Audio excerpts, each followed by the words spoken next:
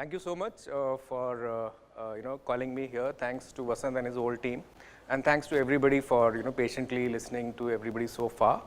I'll keep my session very crisp, short, before the bell really rings. But before I start, I really want to mention a few things which I've heard so far, which we from being the technology provider side find really heartening. So our first speaker, Santosh, he mentioned about within various avatars of Krishna about having a social connect, which means giving back to the society, collaborative nature of work, which means people coming together, which I think is very relevant for this current topic, because when it comes to being mindful of the environment or bringing green solutions in every aspect of our life, we need collaboration and we need to have that social element in mind, because this really not is the key priority for either a brand or an agency or for anybody. Okay, but collectively it's a very important thing which we need to be mindful of for our future. Secondly, Mr. Sharma mentioned about some airports going green, doing away with plastic and emissions, and finally Shalini mentioned about in her talk that they are concerned about environment and they would want to hear from vendors what is it that they propose. So these are all very heartening things for us to hear, and with that let me begin my presentation. But before I really begin, how many people in this room have children which are school going, college going? Most of us will have, right? So which means children from the age group of maybe newborns to let's say 15-18 years of age. So this is about them. Okay, so the way we are consuming, way we are growing by this current rate, by the year 2050, when these children would be in the prime of their career, in their age, having families, we will need at least 2.3 Earths to sustain us. Now, can we get 2.3 Earths? That's not possible, which means we have to correct ourselves today for our tomorrow, because that's not the legacy we want to leave behind for our progeny. So hence, it's an important consideration for which all of us need to collaborate. Moving forward, why is it so important for us in India? 9 out of 10 world's most polluted cities are in India. Okay, I have not mentioned the names over here, but you can Google it out. You'll find 9 out of 10 cities most polluted in India. So it's even more important for us Indians to think about it.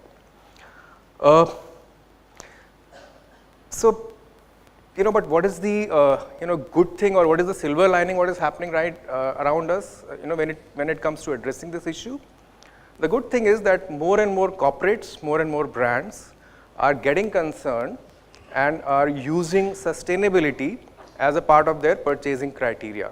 What you see on your screen is that $15 billion worth of purchase in corporates had sustainability as a part of their criteria, and which is a growth of 38% YOY, and it is helped by more and more regulations.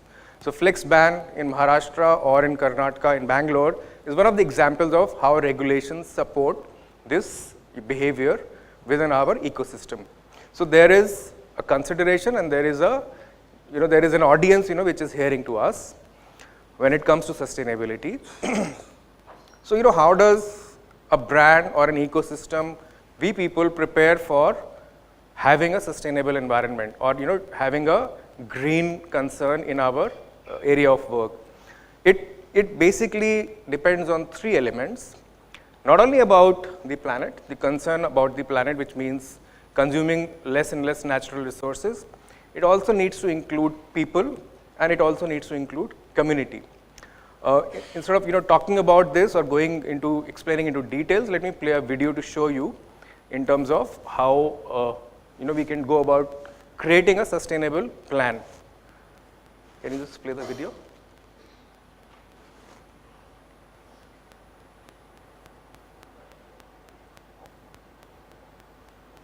Audio.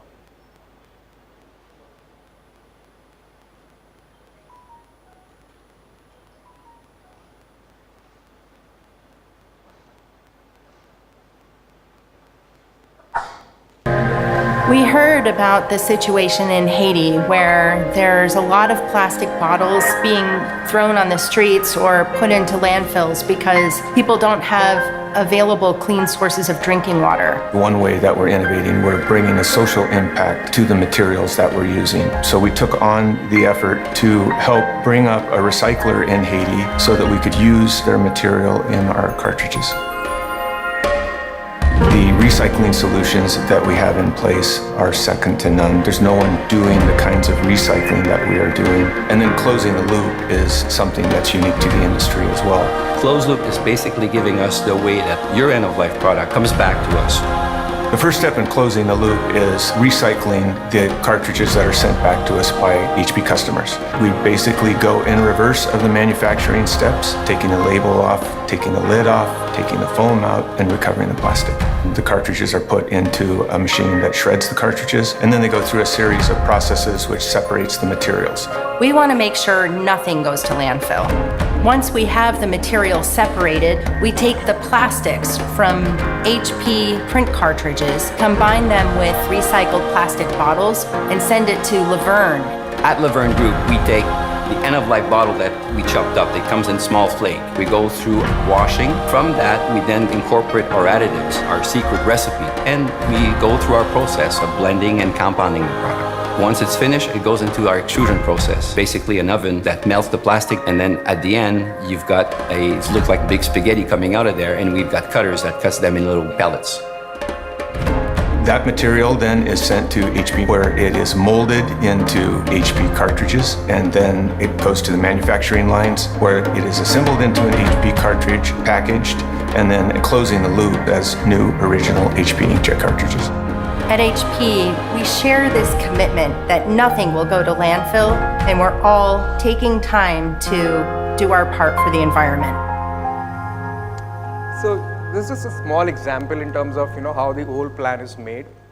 It helps the planet. It collects the old bottles from the sea and the landfills. They're used to make cartridges, and none of the cartridges then go back again to the landfill. So environment is safe. The community is involved. Rosette, on whom the story is based, she got involved, she got employment, and as an effort, the entire community gained, because all the income generating possibilities which came up, it sustained the whole society around that island. So, the plan has to be made keeping in mind the environment, people, and community. Now, having said that, certain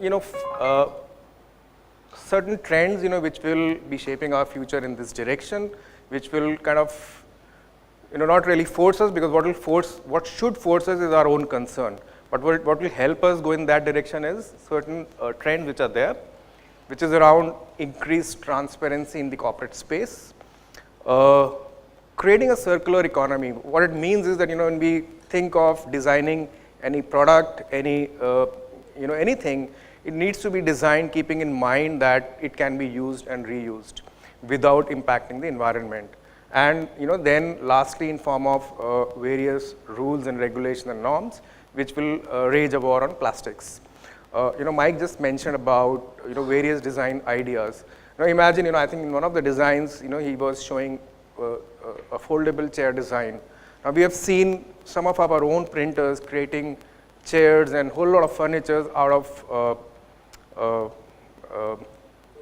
corrugation material. Okay, now that thing will never create any impact on the environment. So it's all about a circular economy. But I'll emphasize more about the increased transparency point, because that directly impacts us. So what do we mean by increased transparency? There are certain, I'll give you an example of modern slavery regulation, which came up in UK in the year 2012, which kind of enforces all the corporates above a certain turnover that they need to be very transparent in terms of not only their supply chain, but also in terms of supply chain of their contractors and subcontractors. So they will need certification all along to ensure that they all have a positive impact on the planet. And that's something which will drive a sustainable impact all through. Some of the examples of such brands are Nike. Nike has a norm that all their printers need to qualify for the sustainable green printing. Okay, otherwise they cannot be contractors to Nike. Some other examples are like Sony. Tesco is a Chinese brand. Nestle, Unilever, Procter and Gamble. So there is an awareness, there is a consciousness, and I believe this will drive a sustained behavior change in the way we are printing today. Okay, so then also about product transparency, more and more corporates are conscious to find out the kind of inks being used on packaging material. Okay, so these are behavioral changes. These are changes in terms of the way we kind of want to sell our products in the market. All these things will drive a sustainable economy, a green economy, and the reason why I'm mentioning this is that sooner or later, this is something which we also need to tackle in our day-to-day life when it comes to printing for transit media or for any kind of media. Okay, so what is really green or sustainable printing? How can maybe a technology provider like us can help over there? It basically contains of again 3 pillars. Thinking about the environment so that the technology or the processes which we use kind of use less and less resources from the planet. We keep in mind the people who work on shop floors. Okay, so people, Shalini and Deepak were talking over here from the brands, and then we had various agencies. We should really see that the end product which we are talking about, which is a big hoarding or a billboard, how it is printed. What is the condition in that shop floor when the printing is going on. Has anybody seen it ever? I know there are some printers over here, but besides those people, the fumes, perhaps people like us may not be able to stand over there for more than half an hour or so. So we need to take care of those concerns as well. Also, we need to probably be mindful of that this is the product which the end consumer, the eyeballs which we are seeking, they are also exposed to it. Lastly, it can only succeed if all of this does not come at an extra cost. Okay, so all these 3 pillars put together will help in terms of green printing, and HP's effort is to provide that solution to all the people who are a part of this. Okay, so need of the hour today, a shift from maybe analog printing processes which consumes a lot of Earth's resources like screen printing, etc., to a digital. The nature of inks which are used in terms of creating the final product, and a more circular economy, which is in form of media, etc., that we use medium which can be recycled and circulated.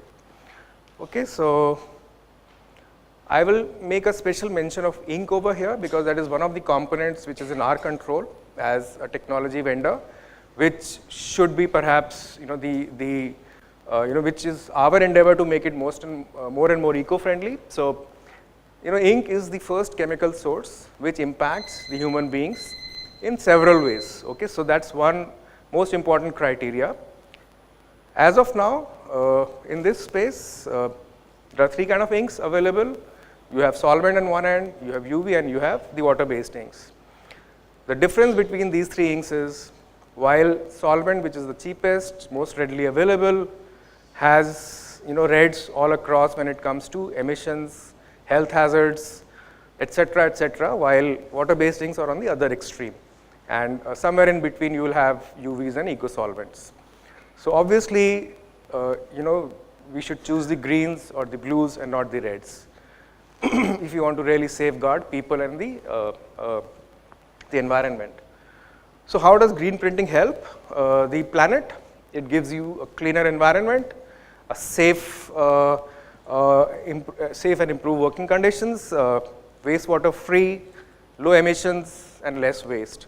Okay, so it ticks all the components in terms of being eco-friendly. And what you see at the bottom are a part of this Sustainable Development Goal laid down by UN and signed off by most of the countries across the globe, including India. Okay, so it kind of helps the planet all across. Again, a short video. I don't have the audio in this one, but what we are trying to show over here is a difference between an analog printing process where you have inks flowing out of the gallons versus how a digital press looks like. Okay, so choices, I mean, we are sitting in our offices, but the real work is happening over here. So I'm sure we would not want our children to work in an environment like this. Okay, so adoption of green technology in OOH, good for printing companies and print operators, good for our end customers.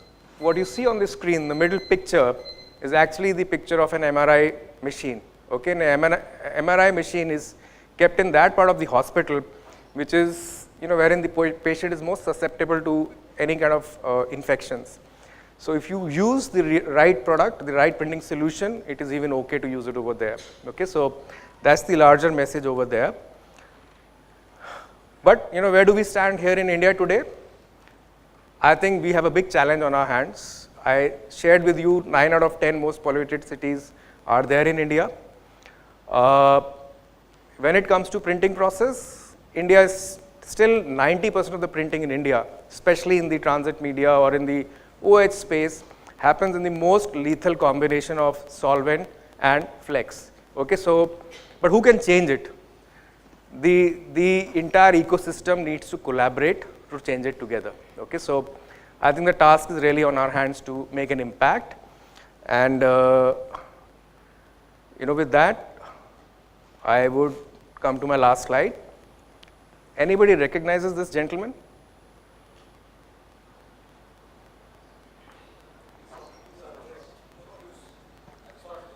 That's Socrates. Thank you so much, sir. Bit of background on Socrates very quickly. Socrates was born in Athens in 469 BC. He was a philosopher. There is a background to this in the sense, Athens is the first democracy of the world. They gave us democracy. And it was a very, very potent idea in those days, 2,500 years back, when there was no king, no ruler, whether a shoemaker or a wealthy merchant, all used to sit together to govern their city. Okay, so that was real direct governance for the first time. So that was the environment in which he was born. He was a futuristic thinker. Okay, so his main notion was, so what with everything else? The real criteria is that, are you leading a good life? And he wanted to define what is a good life. For him, the good life was caring for the society, caring for others, and he realized that under the banner of democracy, Athens is basically following the same path as anybody else, which means going out and conquering other territories, giving the same behavior to others, which they would not want it to, have on themselves. So really, like telling them about moral standards. The Athenians got irritated with him. They tried him in the code of people, and he was sentenced to death by having poison. He had a choice. He could have, left Athens forever, gone on exile, but he still preferred to die for his idea, because he thought that is what he was thinking was for the good of people. So green solutions may not be the cheapest or the easiest thing to do today, but it is the right thing to do, and that is all I had to say. Thank you so much. Thank you so much, Vitesh. You're I think a very important subject you touched upon. First, I'll open the floor to questions if you have on any green solution that you would wanted to know. Okay, doesn't look like there's going to be any question from the audience, but I would like to know from you. You talked about changing an opinion.